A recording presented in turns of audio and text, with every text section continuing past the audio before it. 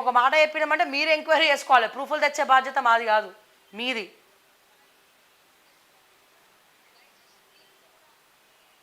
సినీ నటి Hema arrest. Bengaluru rave party కేసులో 3వ నోటీసుతో విచారణకు హాజరు. 4 గంటల విచారణ అనంతరం జైలుకు తరలింపు. మీడియా కంటపడకుండా బుర్కాతో ఎంక్వైరీ కట. ఇంకో ఎంక్వైరీకి హేమ. సో ఈ బూర్కా హేమ కట్టుకుంది, వేసుకుంది.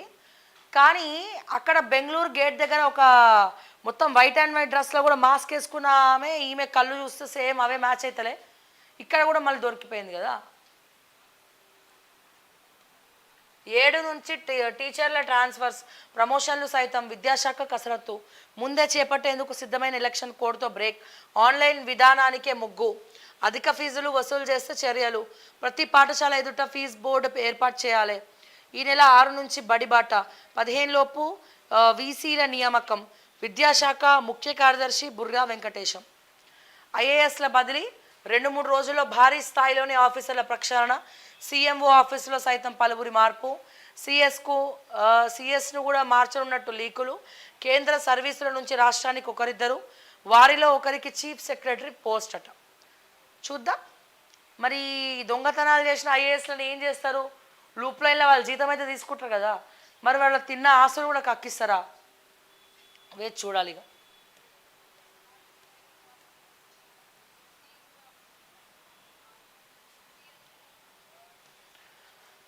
ఇక్కడ చూస్తే ఓటింగ్లో భారత్ రికార్డ్. ఎన్నికల్లో ఓటేసిన 64.2 కోట్ల మంది భారతీయులు.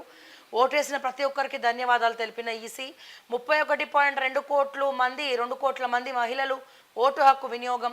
ప్రపంచంలోనే అతిపెద్ద ప్రజాస్వామ్య ప్రక్రియ. ఎన్నికల వేళ 10,000 కోట్ల నగదును సీజ్ చేసినట్లు వెల్లడి. ఈసీఈ రాజీవ్ కుమార్. ప్రజల దగ్గరనే పెద్ద నోట్లు 97.82% వచ్చాయి. ఇంకా 7,755 కోట్లు రావాలి.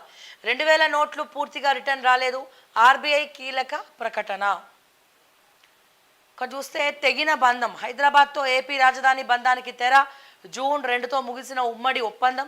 తెలంగాణకు శాశ్వత రాజధానిగా హైదరాబాద్. ఇక దీన్ని యూటీలు చేయలేరు, ఓటీలు కూడా చేయలేరు. ఇక్కడ జై తెలంగాణ నినాదం ఎక్కడ? రేవంత్ ఎప్పటికీ ఉద్యమకారుడు కాడు. కేసీఆర్ మాత్రమే తెలంగాణకు రక్ష. మాజీ మంత్రి హరీష్ రావు విమర్శలు. కేసీఆర్ తెలంగాణకి రక్షనే, కానీ మీరు కేసీఆర్ మీద పెట్టుకున్నారు పెద్ద కక్ష. ఇరిగేషన్లా ఇక మాట్లాడితే మళ్ళీ ఆ టాపిక్ వచ్చింది అనుకుంటారు.